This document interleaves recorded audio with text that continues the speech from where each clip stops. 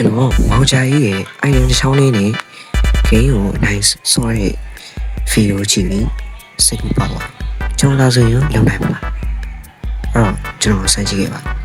ရှင်ဆုံးစီးမင်းတွေပြောင်းမယ်ဆိုရင်တော့ကျွန်တော်အိုက်တန်ကိုရှောင်းမဲ့ဆန်မယ်ဒါပေမဲ့ဘယ်နဲ့တော့စီးလို့ရပါတယ်ပထမဆုံးပွဲတော့ကျွန်တော်ရေးချလိုက်တဲ့ဟီရိုကတော့ရုံရုံမှစီစီပဲဖြစ်ပါတယ်ဘာ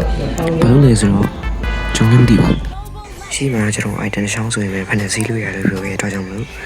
ဘယ်နဲ့လေးစီးပါမယ်အမေမြန်ပါတော့တိုက်ကုန်တယ်要么逼呢？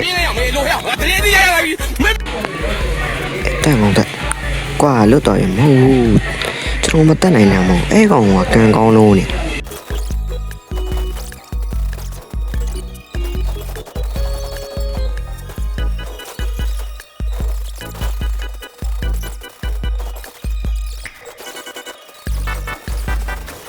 ခွေကြီးရတကောင်းမမြန်သေးပြီဒါနဲ့ပွဲရပြီးပြီ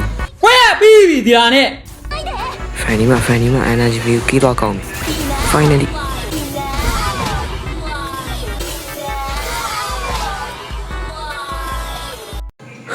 ရပါဖြစ်တော့ဟာအိုင်တန်လေးရဝယ်ရှင်စားလေးရကိုကလည်း3000ကျော်တော့ဝေးဝက်အန်ဝေးကဆရနာသွားတယ် right back ငါတို့လည်းနောက်တစ်ခါစားလိုက်ကြအောင်ကောင်းကောင်းဆိုရပွဲတိုင်းနိုင်မှာမဟုတ်နောက်တစ်ပွဲအတွက်ဟီရိုတော့တိုင်ကိုပါတယ်တကွက်ပြရှော့အောင်တကွက်ပဲပြနော်တကွက်ပဲပြအောင်အများကြီးပြန်ကြောက်မှာဟာဘာသာငါအချုံပြီးတော့ဟိုကောင်မသိဘူးလားဟုတ်ပြီ Disney Princess ကပြီ Disney Princess အဲ့ဒီကပြတ်သွားတယ်ရောမှာဖန်လိုက်ပဲကောင်တက်ဟာဟောချုံလေးထိုးပြီးထွက်ပြတော့Wait.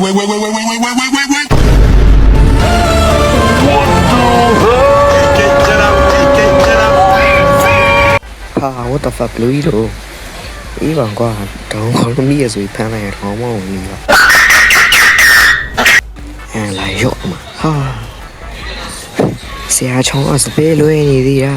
โอเคပွဲဆုံးစောရပါဘူး Wi-Fi လိုက်ကြပြီးတော့လို့အားလုံးကျေးဇူးတင်ပါတယ် channel ကို like subscribe လုပ်ရ okay now if you want me to show me guys